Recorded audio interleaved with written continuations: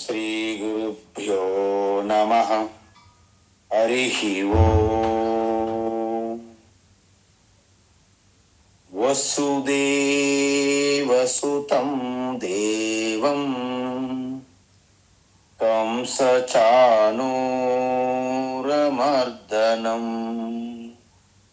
దేవకీ పరమానందం కృష్ణం వందే జగద్గురుం. తీర్త్వా మోహార్ణవం హత్వా రాగద్వేషాది రాక్షసాన్ సీతా శాంతి సమాయుక్త ఆత్మా రామో విరాజతే. ఆత్మా రామో విరాజతే. ఆత్మస్వరూప బంధుగణ, ఇప్పుడు భగవద్గీత అంటే 18 అధ్యాయములని చెప్పుకున్నాం. ఆ 18 అధ్యాయములను 3 షట్కములుగా విభజించారు అని కూడా చెప్పాం. 3వ షట్కములో మొదటి 3 అధ్యాయములు అంటే 13, 14, 15 అధ్యాయాలలో ఆత్మజ్ఞానాన్ని, బ్రహ్మ విద్యను బోధించారు భగవాన్. అయితే ఈ ఆత్మజ్ఞానం వల్లనే మోక్షం వస్తుందని కూడా చెప్పడం జరిగింది. కానీ ఈ మోక్షం, ఆత్మజ్ఞానం పొందడానికి మనకి ఒక యోగ్యత, పాత్రదారులు కాకపోతే ఆ జ్ఞానం వల్ల ఎటువంటి ప్రయోజనం ఉండదు. అంటే భగవద్గీత మోక్ష శాస్త్రం అయినప్పటికీ అది పొందడానికి కావలసిన అర్హత గురించి కూడా చెబుతున్నది. అందువలన అలాంటి అర్హత పొందాలంటే ఎటువంటి జీవన విధానాన్ని మనము అవలంబించాలి? ఆ జీవన విధానం ద్వారా మనము ఆ ఆత్మజ్ఞానం పొందే యోగ్యత మనం పొందే విధంగా భగవద్గీత చెప్పడం జరిగింది. ఎందుకు అంటే భగవద్గీత అనేది వేదముల యొక్క సారం. వేదం అనేది భగవంతుని నుండే వచ్చింది. వేదాంతమైనటువంటి బ్రహ్మ విద్య కూడా భగవంతుని నుండే వచ్చింది. కాబట్టి ఈ 2 కలిపి చెప్తున్నటువంటి ఈ భగవద్గీత వేదము, ఉపనిషత్తుల యొక్క సారం. అందువలన మీరు విషయం గమనించండి, మన యొక్క ఆధ్యాత్మిక అంటే బ్రహ్మ విద్య, ఆత్మ విద్య మరియు విశ్వవిద్యాలయాల్లో చదువుకునే లౌకిక విద్యకి చాలా వ్యత్యాసం ఉంది. ఎలా అంటే బ్రహ్మ విద్యని మీరు పొందాలంటే దానికి తగినటువంటి నడవడిక, జీవన విధానము, యోగ్యత అవసరం. యూనివర్సిటీ విద్యలో యూనివర్సిటీ ఫస్ట్ రావచ్చు, గోల్డ్ మెడలిస్ట్ కావచ్చు, కానీ ఆయన ప్రవర్తన చాలా దారుణంగా కూడా ఉండొచ్చు. అందువలన ఎటువంటి ధార్మిక, నైతిక విలువలు ఉండవు. మీకు అందరికీ తెలుసు. ఈ పిహెచ్డీలు చేసేవాళ్ళు, ఈ కమ్యూనిస్టులు, ఈ నాస్తికులు ఎంతమంది ఉంటారో మీకు తెలుసు. కాబట్టి అది ఇక్కడ కుదరదు. మీకు ఒక ధార్మికమైనటువంటి జీవన విధానం లేకపోతే ఆత్మజ్ఞానం కలగదు.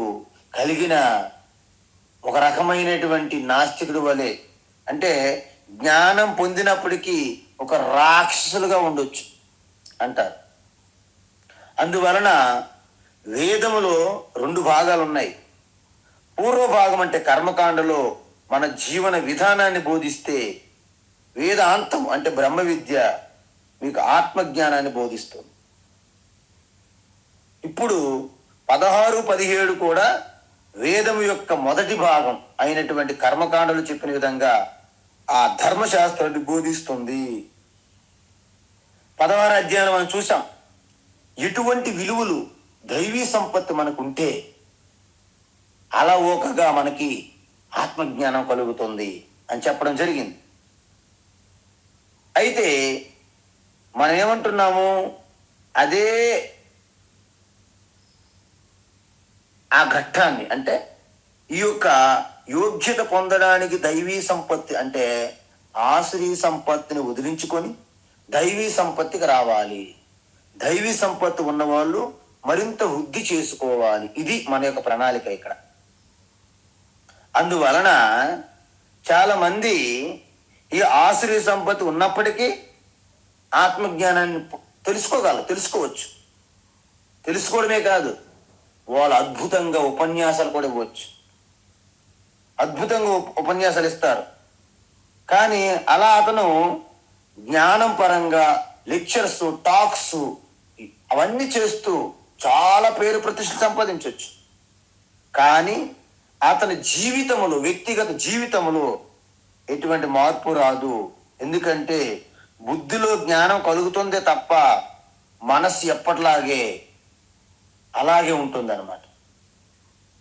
అందువలన ఇంతకు ముందు ఆత్మజ్ఞానం లేని అజ్ఞానం అయితే ఇప్పుడు ఆత్మజ్ఞానం కూడా తెలుసుకొని మూర్ఖత్వంగా కూడా ఉండొచ్చు, రాక్షసులుగా ప్రవర్తన చేయొచ్చు.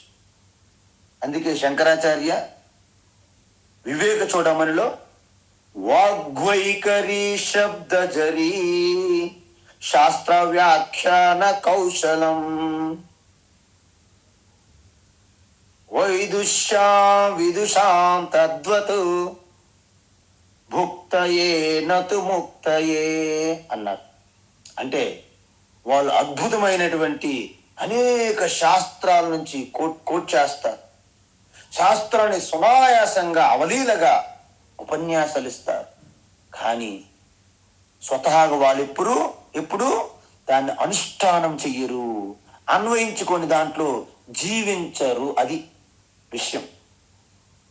కాబట్టి మీ అందరికీ తెలుసు, వాళ్ళు స అక్షర అంటారు. స అక్షర అంటే, అక్షర అంటే జ్ఞానము, స అక్షర అంటే జ్ఞానం ఉన్న. దాన్ని తిరిగేసి చూడండి, సాక్షర రాక్షస అంటారు. అందువలన జ్ఞానం కలిగి ఉన్నవారు ఉన్నప్పటికి కూడా వాళ్ళు ఎటువంటి దైవత్వం ప్రకటన కాదు, వాళ్ళు రాక్షసత్వంగానే జీవిస్తూ ఉంటారు. అందువల్ల దైవీ సంపత్తి లేని జ్ఞానం ఎటువంటి ప్రయోజనం సిద్ధించదు. ముందు ఆశ్రీ సంపత్తిని దైవీ సంపత్తిగా మనము మార్చుకోవాలి. ఇదంతా 16వ అధ్యాయం చూసాం. కానీ దాన్ని ఇక్కడ కొనసాగిస్తున్నారు. జీవన విధానం అంటే ఏంటి? సాధన చతుష్టయం కావాలి అంటారు బ్రహ్మ విద్యలు. మీకు సాధన చతుష్టయం అని చెప్పాం. వివేకము, వైరాగ్యము, ఇంద్రియ మనో నిగ్రహములతో కూడినటువంటి ఆ యొక్క తపోజీవనము, సమాధి షట్క సంపత్తి, ముముక్షుత్వం, మోక్షం కోసం తపించాలి. అందువలన మనం ఎటువంటి జీవన విధానం పాటించాలి అంటే, ఎటువంటి పూజ చేయాలి, ఎటువంటి నడవడిక, ఎటువంటి జీవన విధానము, ఎదుటి వారితో ఆతిథ్యం ఎలా గౌరవించాలి, పెద్దలకి వాళ్ళతో ఎలా మాట్లాడాలి, వాళ్ళతో ఎలా కలిసి పని చేయాలి, ఇవన్నీ కూడా 17వ అధ్యాయంలో చర్చిస్తారు. మీకు విషయం చెప్పాలంటే 17వ అధ్యాయము చాలా చాలా ప్రాముఖ్యమైనది.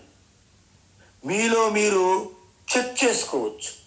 నేను ఏ విధమైన ఎటువంటి పూజ చేస్తున్నాను, నేను ఎటువంటి జీవన విధానాన్ని నడుపుతున్నాను, నేను ఎదుటివారితో ఏ విధంగా గౌరవిస్తున్న, ఎదుటివారికి ఏ విధంగా ఆతిథ్యం ఇస్తున్న మర్యాద, ఇవన్నీ కూడా మీరు చెక్ చేసుకోవాలి. మీ అంతటి మీరు చెక్ చేసుకోవాలి స్వతహాగా. ఒక పరీక్ష అనమాట, ఎవరికి వాళ్ళు టెస్ట్ చేసుకోవడానికి భగవాన్ ఇక్కడ ఇస్తున్నారనమాట. కాబట్టి ఈ అధ్యాయము ఎందుకు వచ్చిందని మీరు అడిగితే, 16వ అధ్యాయంలో లాస్ట్ శ్లోకం చూడండి. ఏమిటది?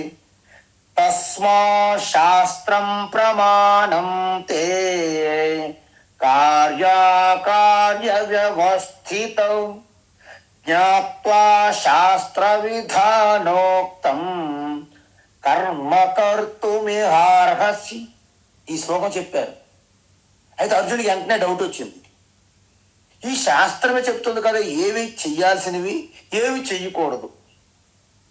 సో శాస్త్రం తెలుసుకున్న వాళ్ళు మాత్రమే ఇవన్నీ చేయగలరు. మరి శాస్త్రం తెలుసుకోకుండా ఉన్నవారి సంగతి ఏంటి అని అర్జునుడికి ప్రశ్న వచ్చింది. ఎందుకంటే మనందరము శాస్త్రం మనకు రావు. వేదములు ఈశ్వరు నుంచి వచ్చాయి, అవి సంస్కృతంలో ఉంటాయి. మన సంస్కృతం అంతవరకు బాగా రాదు.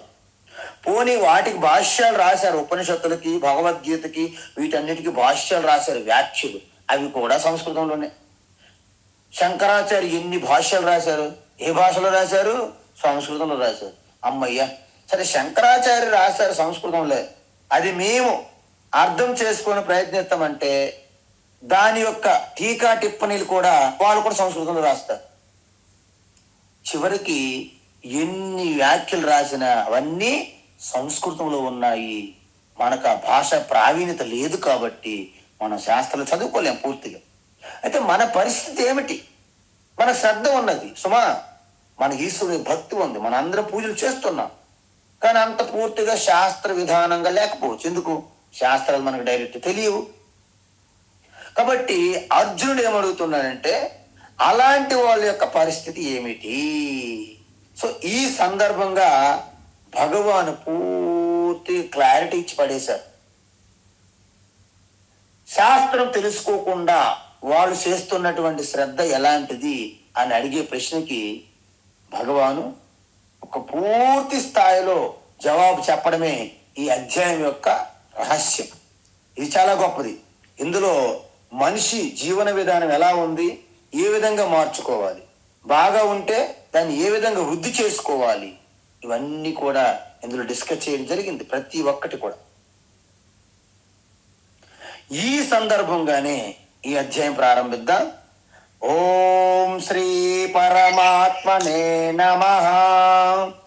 ఓం శ్రీ పరమాత్మనే నమః. అథ సప్తదశోऽధ్యాయః.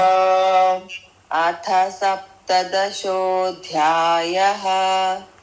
అర్జున ఉవాచ ఏ శాస్త్ర విధిముత్సృజ్య. అర్జున ఉవాచ ఏ శాస్త్ర విధిముత్సృజ్య. ఏ శాస్త్ర విధిముత్సృజ్య. యజంతే శ్రద్ధయాన్వితాః. యజంతే శ్రద్ధయాన్వితాః. యజంతే శ్రద్ధయాన్వితాః. తేషాం నిష్ఠా తు కా కృష్ణ. తేషాం నిష్ఠా తు కా కృష్ణ. తేషాం నిష్ఠా తు కా కృష్ణ. సత్వమాహో రజస్తమః. సత్వమాహో రజస్తమః. సత్వమాహో రజస్తమః. ఏ శాస్త్ర విధిముత్సృజ్య యజంతే శ్రద్ధయాన్వితాః. ఏ శాస్త్ర విధిముత్సృజ్య యజంతే శ్రద్ధయాన్వితాః. ఏ శాస్త్ర విధిముత్సృజ్య యజంతే శ్రద్ధయాన్వితాః. తేషాం నిష్ఠా తు కా కృష్ణ. సత్వమాహో రజస్తమః. తేషాం నిష్ఠా తు కా కృష్ణ. సత్వమాహో రజస్తమః. తేషాం నిష్ఠా తు కా కృష్ణ. సత్వమాహో రజస్తమః. ఉత్తమం. ఇప్పుడు మీ అందరూ గమనించండి, మనం మార్కెట్లో ఒక వస్తువు కొంటేనే దాన్ని ఎలా ఉపయోగించాలో ఒక మాన్యువల్ ఇస్తారు కదండి. మరి అలాంటప్పుడు ఒక చిన్న వస్తువుకి, ఒక ఆట వస్తువుకి ఇంత మాన్యువల్ అని మనం పట్టుకుంటే, మరి ఇంత అపురూపమైనటువంటి మానవ జన్మని దాన్ని ఎలా వినియోగించాలి అనడానికి దానికి ఒక మాన్యువల్ కావాలో వద్దో చెప్పండి. ఎందుకు? మీరు ఇప్పుడు చూడండి, ఈఎన్టీ స్పెషలిస్ట్, కార్డియాలజిస్ట్, అనేక స్పెషలిస్టులు వస్తున్నారు. కిడ్నీ మార్పిడి చేయాలి, హార్ట్ మార్పిడి చేయాలి, హార్ట్ సర్జరీ చేయాలి. ఈ విధంగా మనం ఇన్ని చేస్తున్నాం కదా. అంటే ఇన్ని రకాలు చేస్తుంటే దానికి కావలసినటువంటి ఒక రూల్స్, ఇన్స్ట్రక్షన్స్, నిబంధనలు ఉండాలి కదా. అందువలన ఇంత గొప్ప, అంటే అమూల్యం, అంటే మూల్యం కూడా చెప్పలేనటువంటి మానవ జన్మను ఉపయోగించి ఈ జగత్తుని, మన చుట్టూ ఉన్న పరిస్థితుల్ని, ఈ శరీరాన్ని వాడుకొని వీటన్నింటికి అతీతమైనటువంటి గొప్ప అద్భుతమైనటువంటి ఆ ఈశ్వర తత్వాన్ని పొందడం అనేది అంత ఆశామాషి కాదు కదా. మరి ఈ శరీరాన్ని ఉపయోగించుకొని జగత్తును వాడుకొని మోక్షాన్ని పొందుతామా, లేక దొరికింది తిన్నట్టు తాగుతూ, అలాగా తాగుతూ కావో పీవో మజా మజా కరో చివరికి మరజావో అనే జీవితం గడుపుతామా అనేది మన చేతుల్లోనే ఉంది. నేను చెప్పాలంటే ఎందుకు, దాన్ని ఎలా జీవించి దైవత్వాన్ని పొందాలి అనే జ్ఞానము శాస్త్రం ద్వారా ఇవ్వడం జరిగింది. దాన్నే శాస్త్ర ప్రమాణం, వేదం అంటారు. అందువలన మనము ఈ విషయాన్ని తెలుసుకోవాలి. అందుకే ఇది ఎక్కడి నుండి వచ్చింది? నారాయణం పద్మభువం వశిష్టం శక్తించ తత్పుత్ర పరాశరం చ, అలాగ పరంపర నుంచి వచ్చింది. ఓ యో బ్రహ్మాణం విదధాతి పూర్వం యో వై వేదాంశ ప్రహినోతి తస్మై తం హదేవమాత్మ బుద్ధి ప్రకాశం ముముక్షుర్వై శరణమహం ప్రపద్యే. సాక్షాత్తు బ్రహ్మ నుంచి వచ్చినటువంటి జ్ఞానాన్ని గురు శుశ్రూష అంటే గురు ఉపసదనం అంటారు. తద్విద్య ప్రణిపాతేన పరిప్రశ్నేన సేవయ గీతలు చెప్పాం. సో ఈ విధంగా అది తెలుసుకొని ఆ వేదము శాస్త్ర యొక్క జ్ఞానాన్ని పొంది మన జీవితాన్ని కృతకృత్యులుగా సార్థకం చేసుకోవాలి. అందువలన భగవద్గీత కూడా సాక్షాత్తు భగవంతుని నుంచి వచ్చింది. వేదములు ఎలాగైతే వచ్చాయో భగవద్గీత కూడా అంతే.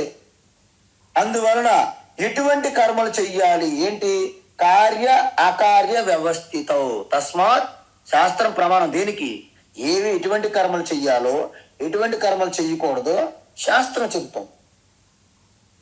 అయితే అర్జునుడికి ఒక బెంగ వచ్చింది, డౌట్. ఏంటి, ఇవన్నీ శాస్త్రం బాగా చదువుకున్న చేయగలరు కదా.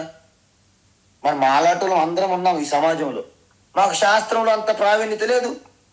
భాష ప్రాబ్లం, ఆ యొక్క శాస్త్రంలో లోతులు, ఆ జ్ఞానం మాకు ఎవరికీ లేదు. మేము ఎలా చేయగలుగుతా? అందువల్ల మరి ఈ వేదములన్నీ కూడా, సకల శాస్త్రములన్నీ కూడా అంత పరిచయం లేని భాషలో ఉన్నందువలన మాకు అందుబాటులో లేనట్టే. శాస్త్రం అయితే ఉన్నాయి. అందుకే సనాతన ధర్మములో అనంతమైన శాస్త్రం ఉన్నప్పటికీ సామాన్య మానవులకు ఇప్పటికీ అందుబాటులో లేవంటే మీరు నమ్మండి. ఎందుకంటే అన్ని సంస్కృతంలో శ్లోకాలు, మంత్రాలు, యంత్రాలు, తంత్రాలు ఇవన్నీ కూడా స్వరాలతో పాటు అనేక రకంగా ఉంటాయి. ఛందస్సు, స్వరములు, అవి అనేక రకాలు ఉంటాయి. సో ఇప్పటికీ కూడా శాస్త్రం అందనటువంటి ద్రాక్షలాగే ఉన్నది కొంతమంది. దానికి కారణాలు ఏవైనా కావాలి. ఏంటి, నేర్చుకోవడానికి కుదరకపోవచ్చు, మీకు సమయం లేకపోవచ్చు, మీకు అనేకమైన పరిస్థితులు, చుట్టూ ఉన్న వాతావరణ పరిస్థితులు కావచ్చు, ఏదైనా అవ్వచ్చు. కాబట్టి మరి అలాంటి వాళ్ళకి ఇంకొకటి గుర్తించండి, మీకైతే భాష రాదు, శాస్త్రం పూర్తిగా చదువుకోలేదు, కానీ భగవంతుని పైనటువంటి అచంచలమైనటువంటి శ్రద్ధ ఉన్నది, మీకు భక్తి, దాన్ని తీసిపడి మీకు వీళ్ళు. లేకపోతే ఇంత శ్రమించి తీర్థయాత్రలు, ప్రదక్షిణలు, ఉపవాసాలు, కటిక వ్రతాలు ఇవన్నీ ఎందుకు చేస్తారు? మీకు శ్రద్ధాభక్తి ఉంది, కానీ శాస్త్రం తెలియదు. అప్పుడు అర్జునుడు ఏమంటున్నాడంటే, శ్రద్ధయాన్వితా కృష్ణ, హరే కృష్ణ. కొంతమందికి భగవంతుని మీద శ్రద్ధ చాలా ఉంది, పూజల మీద శ్రద్ధ ఉంది, పూజలు చేయాలని వాళ్ళ యొక్క హృదయం తప్పిస్తుంటది. కానీ ఆ పూజల యొక్క విధి విధానం తెలియదయ్యా. ఎందుకు అంటే వారు మామూలు లౌకిక జ్ఞానం ఉన్నది, ప్రొఫెసర్స్ కావచ్చు, డాక్టర్స్ కావచ్చు, ఇంజనీర్స్ కావచ్చు, ఐఏఎస్, ఐపీఎస్, జడ్జెస్ ఎవరైనా కావచ్చు. కానీ శాస్త్ర జ్ఞానం మాత్రం శూన్యం. శాస్త్రం ప్రకారం వాళ్ళు నిరక్షరాస్యులే. కాబట్టి వాళ్ళకి ఈ విషయం తెలియదు. అందువలన ఒక్కొక్కసారి ఆ పంతులు చెప్పిన దేనికి ఏం చేయాలో అర్థం కాదు. ఆసనం సమర్పయామి అంటారు, అర్ఘ్యం సమర్పయామి, పాద్యం సమర్పయామంటారు. చూసారా? అంటే ఇంతకీ ఈ అర్ఘ్యపాద్యం అనేది భగవంతునికా నాకా, ఆచమనం అనేది నాకా భగవంతునికా, అన్ని కన్ఫ్యూజన్సే. ఏ సమయంలో పూజ చేయాలి, ఎటు తిరిగి పూజ చేయాలి, ఆ దేవతామూర్తి ఎటువైపు పెట్టాలి, నేను ఎటువైపు కూర్చోవాలి, ప్రదక్షిణ ఎటువైపు నుంచి చెయ్యాలి, కుడివైపా ఎడం వైపా, ఎన్నిసార్లు చెయ్యాలి, జ్యోతి వెలిగించాలి, దేంతో వెలిగించాలి, ఏ నూనె వాడాలి, ఎన్ని జ్యోతులు పెట్టాలి, ప్రతిదీ డౌటే. సో ఇవన్నీ కూడా ఎందుకు? వీళ్ళందరూ కూడా ఒక్కొక్క పూజకి ఒక్కొక్క విధానం వాడుతారు. విష్ణుకి వేరే పూజ విధానం, శివకి వేరే పూజ విధానం, దేవి శక్తికి వేరే పూజ విధానం. వాళ్ళ ప్రసాదాలు వేరు, వాళ్ళ అలంకారాలు వేరు. అలంకార ప్రియ నారాయణ, అభిషేక ప్రియ సదాశివ, గరుడ వాహన నారాయణ, నంది వాహన సదాశివ అంటారు. చూసారా? వైకుంఠవాస నారాయణ, కైలాసవాస సదాశివ అని చెప్తారు. అంటే భజనలు పాడుతూ వాళ్ళ విధానాలు కూడా వేరు వేరు ఉంటాయి. అందువల్ల ఎటువంటి పూజ చెయ్యాలి, మనం ఎటు తిరిగి కూర్చోవాలి, మనను భగవంతుడు ఎటు నుంచి చూడాలి మనల్ని, అది ఒక సమస్య. ఇవేవి తెలియవు. ఎందుకు? వాళ్ళు పూర్తిగా క్షుణ్ణంగా శాస్త్ర అధ్యయనం చేయలేకపోయారు, చేయలేదు. అది ఏదైనా కారణం అవ్వచ్చు. కానీ వాళ్ళ శ్రద్ధాభక్తి మాత్రము తీసిపోలేంది, అనంతం. మరి అలాంటి శ్రద్ధాభక్తి వలన కూడా కారణ జన్మలు అయ్యారు. భక్త కన్నప్ప మీ అందరికీ తెలుసు. సో ఇలాంటి వాళ్ళు ఉంటారు, శబరిమాత. కాబట్టి మరి యజంతే, వారు వారికి తోచిన విధంగా ఈశ్వరుని పూజిస్తే వారికి ఏమవుతుంది? వారికి పూజ చేయాలని ఉత్సాహం, శ్రద్ధ ఉంది. కానీ ఏ విధంగా చెయ్యాలి, ఎలా చెయ్యాలి అని పక్కా శాస్త్ర జ్ఞానం లేదు. కాబట్టి వారికి తెలిసినటువంటి ఉన్న స్వభావంలో అందుబాటులో ఉన్నటువంటి పరిస్థితుల్లో వారు పూజ చేస్తారు. యజంతే అంటే పూజ చెయ్యడము. మరి సమస్య అంతే ఏంటి? ఏ శాస్త్ర విధి ముత్సృజ్య, వారు శాస్త్రాన్ని పాటించరు. ఇది ఒక్కటే కారణం, మరేం లేదు. అందుకే 16వ అధ్యాయం ఏమన్నారు? యశాస్త్ర విధి ముత్సృజ్య వర్తతే కామకారతః. అంటే స్వభావము భగవంతుని పూజించాలని తహతహలాడుతుంది తపన, కానీ శాస్త్రం తెలియదు. అలాంటప్పుడు ఆశ్రయ సంపద ఉన్నవారు శాస్త్రాన్ని త్యజిస్తారు. ఎందుకు? శాస్త్రానికి విలువ ఇవ్వరు వాళ్ళు. వారికి శాస్త్రం తెలియదు, పూజా విధానం తెలియదు. అంటే భగవంతుని ఎలా పూజ చేయాలనేది కూడా తెలియదు. కాబట్టి అందువలన ఉత్సృజ్య అంటే ఏంటి? విడిచిపెట్టడము. దేన్ని? శాస్త్రాన్ని. అంటే శాస్త్రం మీద గౌరవం లేదు. కాబట్టి వాళ్ళ అజ్ఞానానికి మించిన భక్తి ఉంది. ఎందుకు? అజ్ఞానం అయితే బాగా ఉంది, శాస్త్రం ఏం తెలియదు, కానీ భక్తి కూడా ఉంది దాంతో. ఇక్కడ రెండు ఉన్నాయి మనకి. ఏంటి? శ్రద్ధ ఉన్నది, శాస్త్రం తెలియదు. శ్రద్ధ అయితే బాగా భక్తి శ్రద్ధ ఉన్నాయి, కానీ శాస్త్రము ఏమీ తెలియదు. అలాంటి వారి యొక్క భక్తి పూజలు ఏమవుతుంది? తేషాం నిష్ట కా కృష్ణ. చూసారా? నిష్ట అంటే ఆ యొక్క శ్రద్ధ భక్తి. అంటే అటువంటి వారి నిష్ట ఎటువంటిది అంటే వారి యొక్క పొజిషన్ ఏమిటి, వాళ్ళ స్థాయి, వారు ఎక్కడున్నారు, వారిని ఏ విధంగా నువ్వు గుర్తిస్తావు, నువ్వు వాళ్ళని ఏ విధంగా గుర్తిస్తావు కృష్ణ?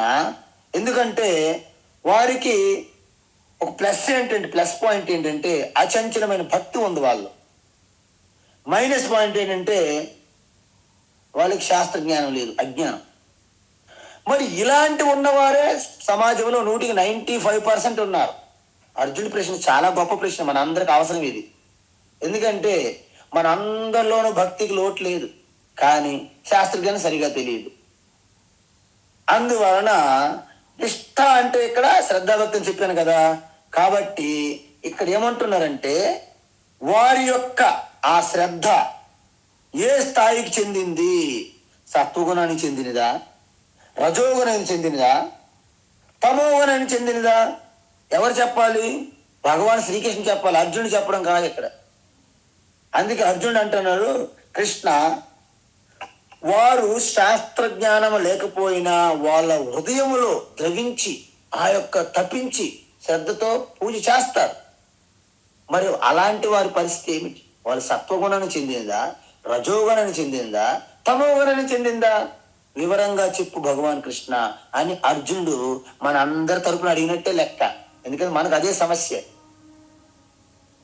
ఇప్పుడు భగవాను ఈ ప్రశ్నకి ఆన్సరు ఈ అధ్యాయం అంతా 27 శ్లోకాలుగా చెప్పారు ఆయన. ఆయన ఎంత అడిగితే అంత చెప్తారనమాట. ఎందుకే అంటే ఇంకా ఆయనకి ఎప్పుడు డౌట్లు రాకూడదు అర్జునుడికి. అర్జునుడికి ఒక్కడికే కాదు, ఇక్కడ సమాజాన్ని అందరికి ఇస్తున్నారు. కాబట్టి ఎందుకు ఇస్తున్నారంటే ఇక్కడ ఒక విషయం ఉంటుంది. మనకి శృంగేరి కానీ కంచి కానీ వాళ్ళకి ఉత్తరాధికారులు చేసేటప్పుడు వాళ్ళకి శాస్త్రం బోధించాలి. ఎవరు బోధించాలి?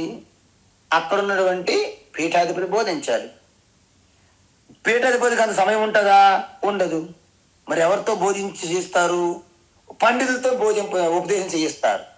మరి పండితులు ఉపదేశం చేయాలంటే మరి ఒక సన్యాసి పండితుల దగ్గర ఉపదేశాన్ని తీసుకుంటాడా? పెద్ద పెద్ద శంకరాచార్య పీఠాలు కదా. అప్పుడు ఏం చేస్తారంటే పండితుడు కొంతమంది బ్రహ్మచారులకే ముఖ్యంగా ముందు పెట్టుకుని బోధిస్తుంటాడు. వాళ్ళు వెనక పక్క కొంచెం దూరంలో ఈ సన్యాసి ఉంటూ వింటూ ఉంటాడు అనమాట.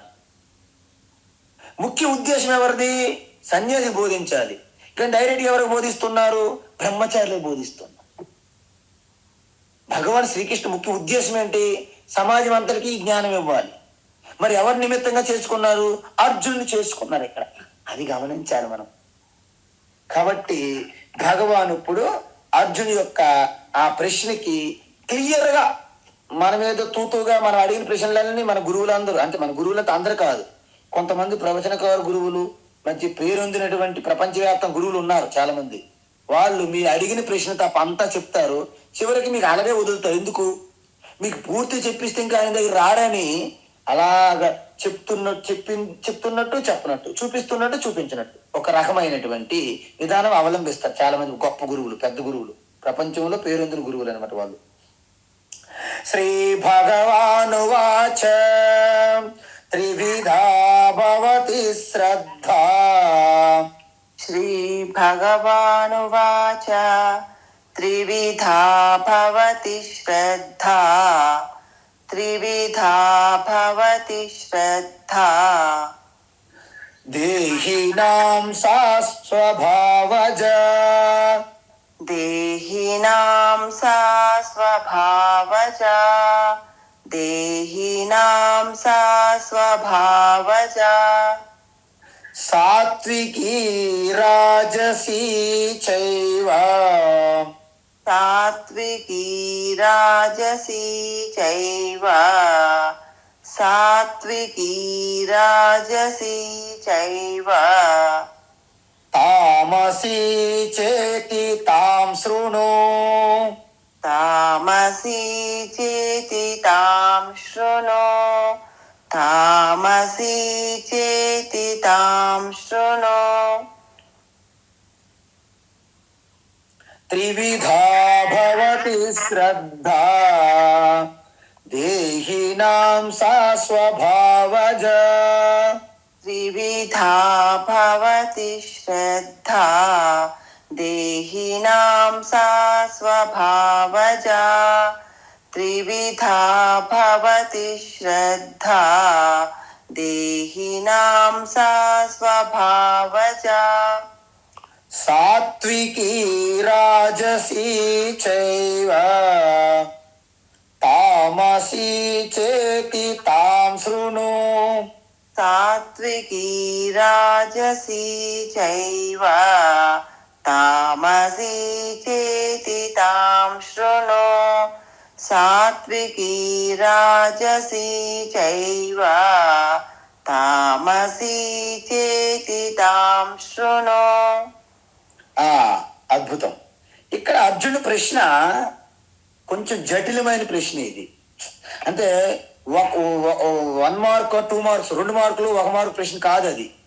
అది ఒక 20 మార్కుల ప్రశ్న అన్నమాట. అంటే ఏంటి, వివరంగా చెప్పాలి. దాన్ని అంత సూటిగా చెప్పే ప్రశ్న కాదు అది. ఎందుకు అంటే ఇప్పుడు సాత్విక శ్రద్ధ, రాజసిక శ్రద్ధ, తామసిక శ్రద్ధ చెప్పాలంటే వాళ్ళు శాస్త్ర ఆధారంగా చేసి ఉండుంటే చెప్పేస్తారు భగవాన్ ఒక ఆన్సర్లో. కానీ ఇక్కడ శ్రద్ధ ఏంటి, వాళ్ళకి శాస్త్రం తెలియదు అని చెప్పాం మనం. అంటే ఎవరికైతే శాస్త్ర జ్ఞానం లేదో అలాంటి వారి భక్తి శ్రద్ధను బట్టి మనం చెప్పమంటున్నాం అర్జున.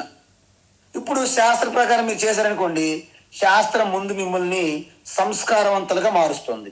అంటే మెల్లగా సత్వగుణ ప్రధానులుగా మార్చేస్తుంది. సత్వగుణ ప్రధానుడు కాలేదనుకోండి, సపోజు శాస్త్రాన్ని బాగా అధ్యయనం చేస్తే అతను సత్వగుణ ప్రధానాన్ని చేరుకుంటారు. కానీ శాస్త్రాన్ని ఆధారం చేసే కర్మ, ఏ కర్మ అయినా ఏ పూజ అయినా అది సాత్విక కర్మ అవుతుంది, సాత్విక తపస్సు, సాత్విక పూజ అవుతుందని చెప్పాం మనం, తెలుసుకున్నాం కూడా మనం.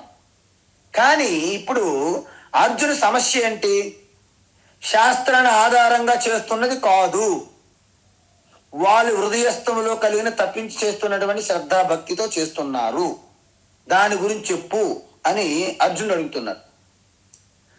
మరి దాన్ని చెప్పాలంటే ఇక్కడ 2 విషయాలు మనం గమనించుకోవాలి. ఏంటి, మనం ఎటువంటి పూజ చేస్తుంటే శాస్త్ర విధానంగా లేకపోతే వారి పూజని ఏది నిర్ణయిస్తుంది అంటే, వారు ఎటువంటి పూజ చెయ్యాలి, ఏ కోరికతో చెయ్యాలి, ఏ దేవీ దేవత చేస్తున్నారు, వీటన్నింటినీ నిర్ణయించేది ఏమిటి, శాస్త్రం అయితే కాదు. ఎందుకు, శాస్త్రజ్ఞానం లేదని చెప్పాం.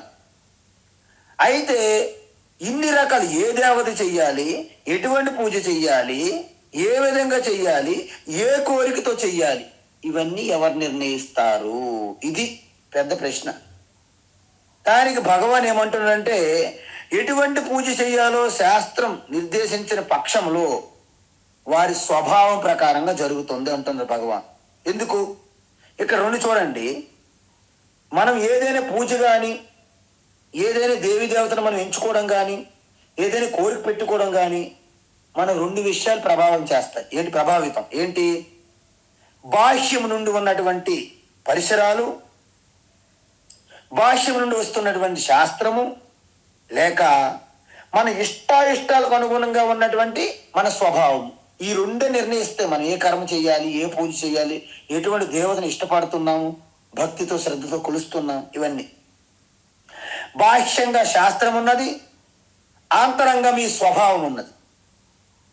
స్వభావం అంటే ఏమో కాదు, మన జీవితాల్లో జన్మ జన్మాంతరాలు ఉన్నటువంటి మన వాసనలు, మన ఈ జీవితంలో మన నడవడిక, మన ఇష్టాలు, మన జీవన విధానం, ఇవన్నీ నిర్ణయిస్తాయి స్వభావం.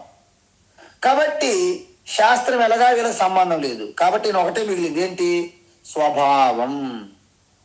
అందువల్ల భగవాన్ అంటున్నారు ఇక్కడ దేహినాం శ్రద్ధ భవతి అంటున్నారు. అంటే శాస్త్రం తెలియదు కాబట్టి శ్రద్ధ ఉన్నటువంటి భక్తులు, ఆ అజ్ఞాని యొక్క, ఆ భక్తుల యొక్క శ్రద్ధ అతని పూజని, అతని కోరికల్ని, అతని దేవీ దేవతలని నిర్ణయిస్తుందని చెప్పారు.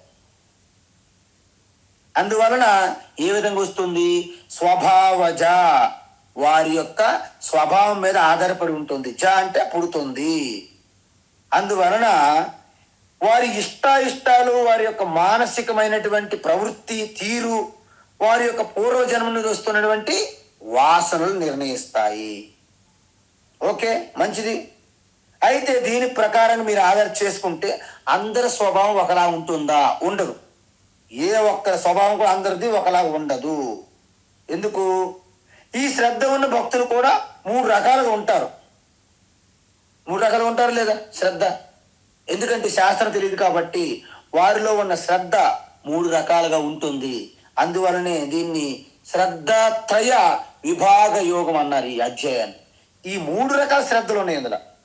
అందుకే శ్రద్ధ త్రివిధా భవతి భారత, హే భారత అర్జున, ఇది మూడు రకాల శ్రద్ధగా ఉంటుంది. అప్పుడు ఏమిటవి?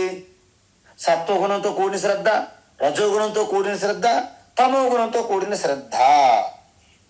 కాబట్టి ఇక్కడ భగవాన్ ఏమంటున్నారంటే ఈ మూడింటిని, అంటే ఏంటి, ఈ మూడింటి వివరిస్తారు పూర్తిగా అధ్యాయంలో, మీకేం టెన్షన్ అక్కర్లేదు. అయితే ఇప్పుడు ఈ సత్వగుణ వ్యక్తికి సాత్విక శ్రద్ధ ఉంటుందని, రజోగుణం బాగా ఉన్నవారికి రాజసిక శ్రద్ధ ఉంటుందని, తమోగుణం అధికంగా ఉన్నవారికి తామసిక శ్రద్ధ ఉంటుందని మనకు తెలిస్తే చాలు. ఎందుకు? తాం శృణు.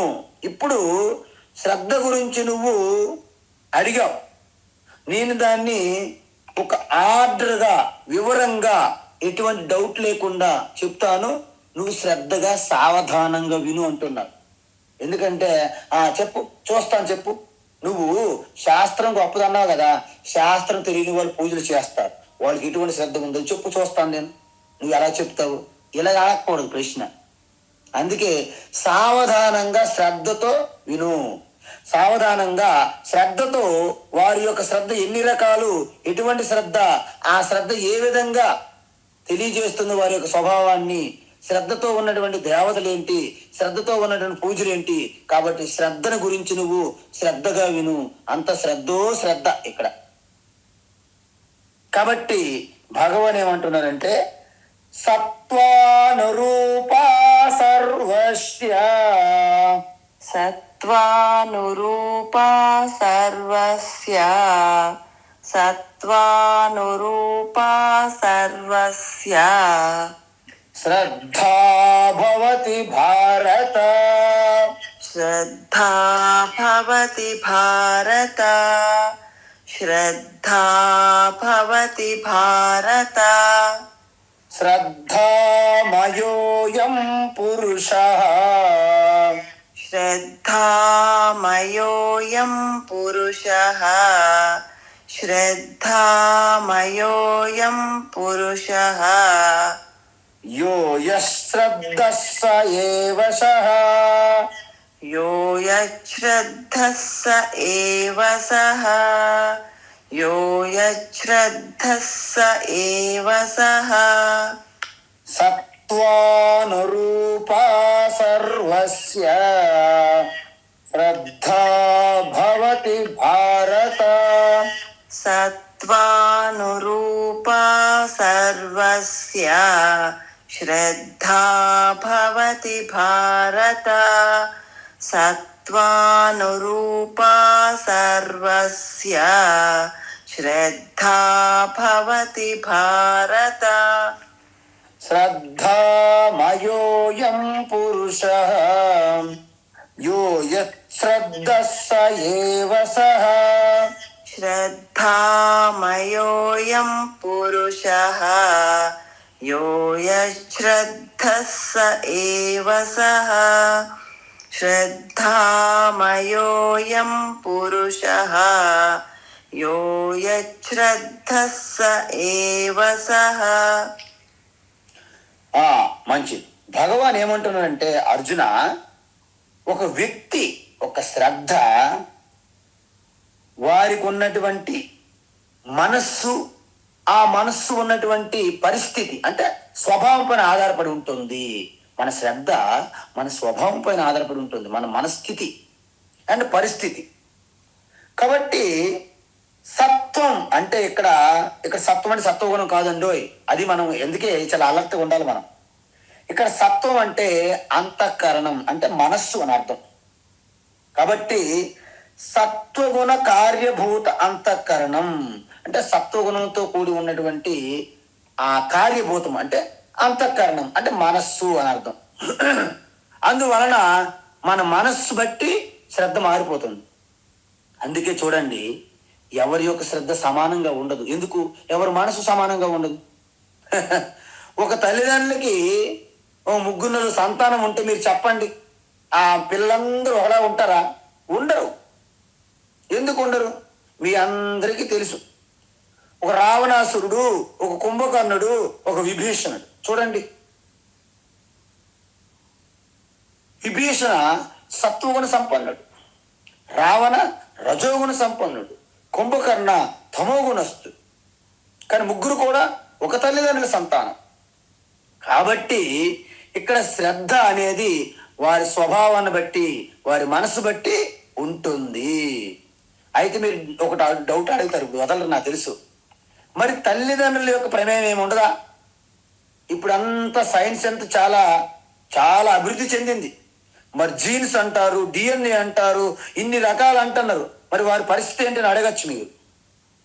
తల్లిదండ్రుల యొక్క జీన్స్ వారి యొక్క జీవన విధానం కూడా ప్రభావితం చేస్తుంది, కానీ పూర్తిగా నిర్దేశించదు.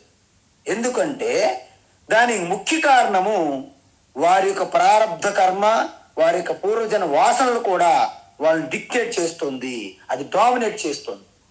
అందుకే మీలో చాలా మంది చూడండి ఈ రోజుల్లో, అందుకే మనకి పురాణాలు ఇవన్నీ చెప్పడం మొదలెట్టారు. ప్రహ్లాదుడు తీసుకోండి, తండ్రి హిరణ్యకశిపుడు ఓం హిరణ్యాయ నమః అనమంటాడు. నారాయణ నమ అంటే ఇంకంత బ్యాన్. కాబట్టి మరి హిరణ్యకశిపుని వంటి రాక్షసుని ఇంట్లో కుటుంబంలో బ్రాహ్మణోత్తముడైనటువంటి ప్రహ్లాదుడు ఎలా పుట్టాడు? సరే, మరి విశ్రవస అనే ఋషికి అంటే బ్రాహ్మణోత్తమ కుటుంబంలో రావణ రాక్షసుడు ఎలా పుట్టాడు? మీరు చెప్పాలి. ఎందుకంటే తల్లిదండ్రుల యొక్క జీన్స్, డిఎన్ఏలు, వారి యొక్క జీవన విధానం అన్నీ కూడా వస్తాయి కొంత, కానీ అదే పూర్తిగా నిర్ణయించలేదు. కాబట్టే మనకి పురుష ప్రయత్నం చేయాలి అంటారు, ప్రయత్నం. అందువలన తల్లిదండ్రుల భావం కొంత ఉంటుంది, లేదని అనడానికి వీల్లేదు, తప్పది. తల్లిదండ్రులు వస్తుంది ఖచ్చితంగా, కానీ దాన్ని ఎలా ఉపయోగపడాలి? మొక్కగా ఉన్నప్పుడే తల్లిదండ్రుల యొక్క ఆ సంస్కారం. అందుకే చాలా మంది తల్లిదండ్రులు పిల్లలకి మంచి సంస్కారం ఇస్తారు, వాళ్ళు ఆచరించి పిల్లలకు సంస్కారం ఇవ్వాలి. లేకపోతే తల్లి ఉదయాన్నే వెళ్ళిపోయి రాత్రి లేట్ నైట్కి వస్తుంది, ఎందుకంటే అన్ని కచేరీలు చేస్తుంటుంది కదా, మీటింగులు. తండ్రి ఏమో ఎక్కడికో వెళ్ళిపోతారు, జాబ్కు, వ్యాపారం. పిల్లలు ఎలా నేర్చుకుంటారు అంటే తల్లిదండ్రులు మంచి సంస్కారవంతులై ఉంటూ సంస్కారం చిన్నప్పటి నుండి అలవాటు చేయాలి పిల్లలకి. అప్పుడు తల్లిదండ్రుల సంస్కారము ప్రభావితం చేసి వాళ్ళ జీవన విధానం అనేది ఆ విధంగా దిద్దుకుంటుంది, రూపుదిద్దుకుంటుంది. అలా కాకపోతే పూర్వజనం సుకృతమో దుష్కృతమో ఉండి అందువల్ల తల్లిదండ్రుల భావం కొంత ఉన్నప్పటికీ వారికి ప్రత్యేకమైనటువంటి స్వభావాన్ని, వారి స్వభావమే డామినేట్ చేస్తుంది. ఇక్కడ రెండు టగ్ ఆఫ్ వార్. నువ్వు పూర్వజన్మను తెచ్చుకున్నటువంటి వాసనల ప్రకారంగా శ్రద్ధ స్టార్ట్ అవుతుంది ప్రతి ఒక్కరికి, కానీ చిన్నప్పటి నుండి ఆ సంస్కారం అనేది ఒక మంచి ఛానలైజింగ్ చేస్తే, తల్లిదండ్రుల ద్వారా సంస్కారవంతంగా చేస్తే వాళ్ళు ఒక ప్రహ్లాదుడు అయిపోతాడు, ఒక శ్రీరామచంద్రుడు అయిపోతాడు, ఒక హనుమంతుడు, ఒక నారదుడు అయిపోతాడు ఏమిటంతే. లేకపోతే దుర్యోధన, హిరణ్యకశిపు, శిశుపాల, దంతవక్త్ర, కంస, జరాసంధ ఇలాంటి వాళ్ళు అయిపోతారు. లేకపోతే ఒక మందర, ఒక శూర్పణఖ ఇలాంటి వాళ్ళు కూడా అవ్వచ్చు. ఈ విధంగా హే భారత, చూసారా భగవాన్ శ్రీకృష్ణ ఏ సమయంలో ఎలా పిలవాలో చూడండి. భారత అంటే మీకు స్టార్టింగ్లో చెప్పాను, భా అంటే బ్రహ్మ విద్య, ఆత్మ విద్య ప్రకాశము. రథ అంటే దాంట్లో నిరంతరం చింతించుకుంటూ ఆత్మతత్వంలో ఉంటూనే వ్యవహారం చేసేవాళ్ళు, రమించేవారు అనమాట. అంటే బ్రహ్మ గుణములు అంటే బ్రహ్మతత్వము, ఆత్మజ్ఞానములో నిరంతరము రమించి క్రీడించి ఉన్నవారిని భారత అంటారు. మనందరం భారతలమే, మనందరం భారతీయులం.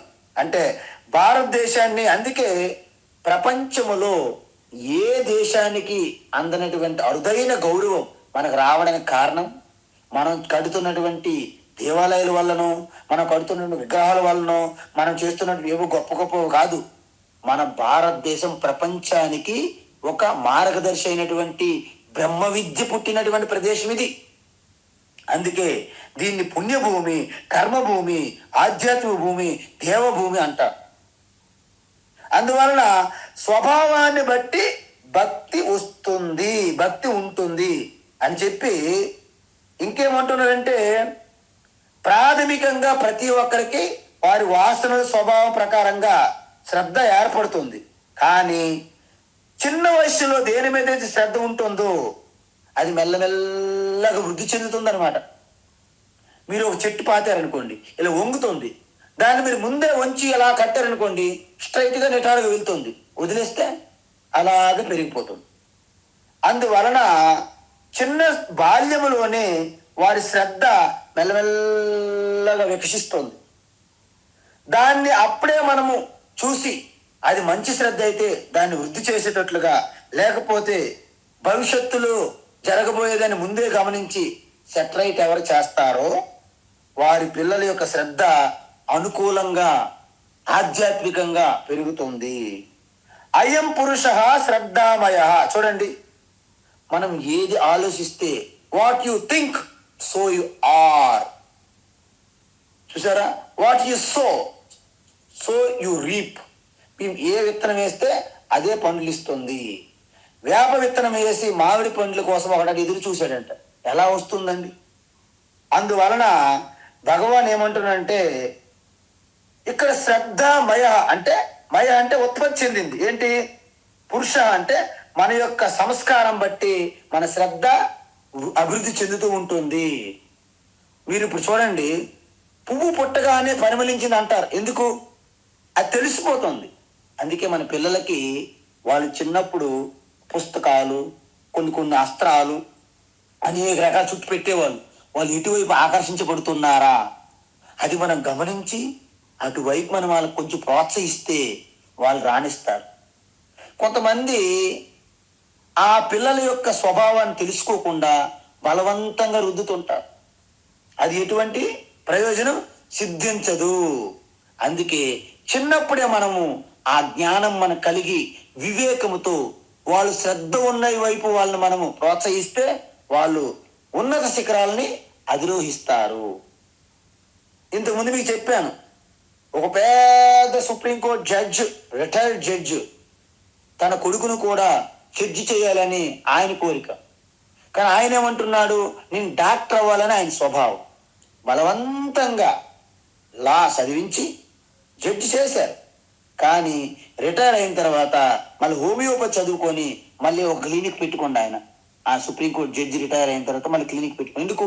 స్వభావం అటు లాగుతుంది. కాబట్టి ఇక్కడ మనము ఒక విషయం గమనించాలి. చిన్నపిల్లప్పుడు మనం వాళ్ళని విచ్చలవిడి వదిలేసి పెద్దప్పుడేమో సంస్కారవంతులు చేయాలని ప్రయత్నిస్తాం. అది జరగని పని. ఒక చెట్టు చిన్నప్పుడు మనం దాన్ని పట్టించకుండా పెద్ద వటవృక్షం అయిన తర్వాత ఏం చేయగలం? దాన్ని పూర్తిగా అక్కడి నుంచి కూకటి వేలుతో పెగలించడం, లేదా అది ఎలాగ పెరిగితే అలా పెరగాలని విడిచిపెట్టడం. ఈ రెండు తప్ప మన వేరే మార్గం లేదు. అందువలన మనము కూడా పిల్లలని చిన్నప్పుడు ఉన్నప్పుడే పసికందులుగా ఉన్నప్పుడే వారికి మనం కావలసిన సంస్కారాన్ని మనము ఇవ్వగలుగుతాము. పెద్ద అయిన తర్వాత మీరు ఎన్ని సంస్కారాలు ఇచ్చినా వాళ్ళు మంచి టాలీవుడ్, బాలీవుడ్, హాలీవుడ్ హీరోలాగా నటిస్తారు తప్ప నిజమైన సంస్కారవంతులు కాలేరు. అందుకే ప్రహ్లాదులు లాంటి సినిమా మీరు చూస్తే మీకు అర్థమవుతుంది. ఏంటి?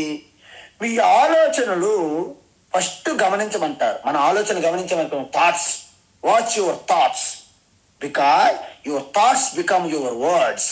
అంటే మీ ఆలోచనలే మీ మాటలుగా మారుతాయి. వాచ్ యువర్ వర్డ్స్, మీ మాటలను గమనించండి. మీ మాటలు ఏమవుతాయి? Your words become your actions. అంటే ఏంటి? మీ యొక్క మాటలు మీ చేతులు చేష్టలుగా మారుతాయి. మీ చేష్టలను గమనించండి. Watch your actions, they are become your habits. చూసారా, మీరు నిరంతరం చేస్తున్న పనులు మీకు అలవాటుగా మారిపోతాయి. Watch your habits and it will become your character. అంటే శీలం, మన నడవడిక, మన జీవన విధానం. Watch your character and that is your personality, your individuality, your life guiding principle అంట. చూసారా? సో అందువలన మనం ఎప్పుడైతే మన ఆలోచన మనం గమనిస్తామో అవి మన మాటలుగా మారుతాయి.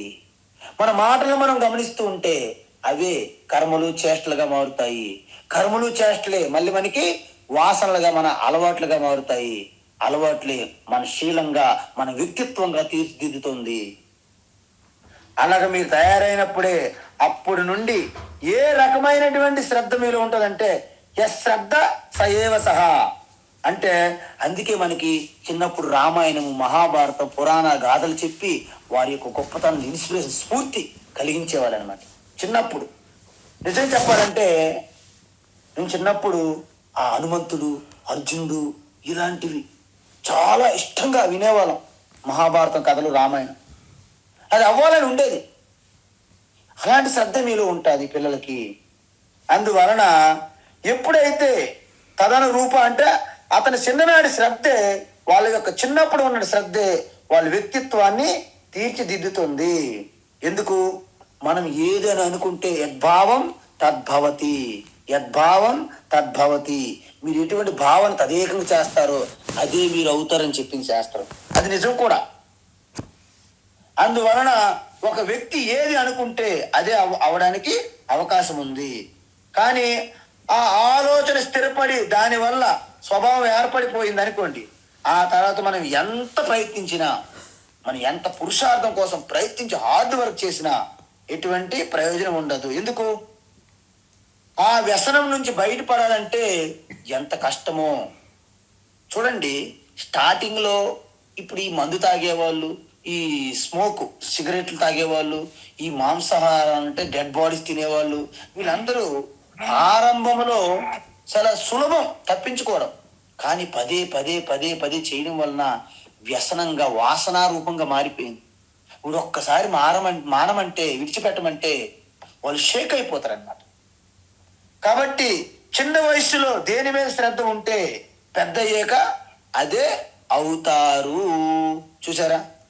దీన్ని బట్టి మీకు చెప్పండి, ఈ శ్రద్ధ అనేది సరిగ్గా ఇలా చెప్పగలమా? చెప్పలేము. అందువలన ఈ శ్రద్ధ ఎటువంటి శ్రద్ధ అని నిర్ణయించాలంటే భగవాన్ ఒక టెస్ట్ పెడుతుండ, పరీక్ష పేపర్. ఏంటి? వాళ్ళు ఎటువంటి జీవన విధానం జీవిస్తున్నారు, వారు ఎటువంటి అలవాట్లు కలిగి ఉన్నారు, వారు ఎటువంటి పూజలు చేస్తున్నారు, వారు ఎటువంటి దేవీ దేవతకి ఇష్టపడుతున్నారు, దాని ప్రకారంగా కూడా చెప్పొచ్చు మీకు ఎటువంటి శ్రద్ధ ఉన్నదని. ఈ విషయాలన్నీ వివరంగా భగవాన్ శ్రీకృష్ణ రేపటి క్లాస్ నుంచి ప్రారంభమవుతుంది. ఇది మొట్టమొదటి ఈ శ్రద్ధ 4, 5, 6 శ్లోకాల్లో మీకు క్లియర్గా చెప్తారు. ఓకేనా? రేపటి క్లాసులో మళ్ళీ కలుద్దాం. హరి ఓం తత్సత్. సర్వం శ్రీకృష్ణార్పణమస్తు.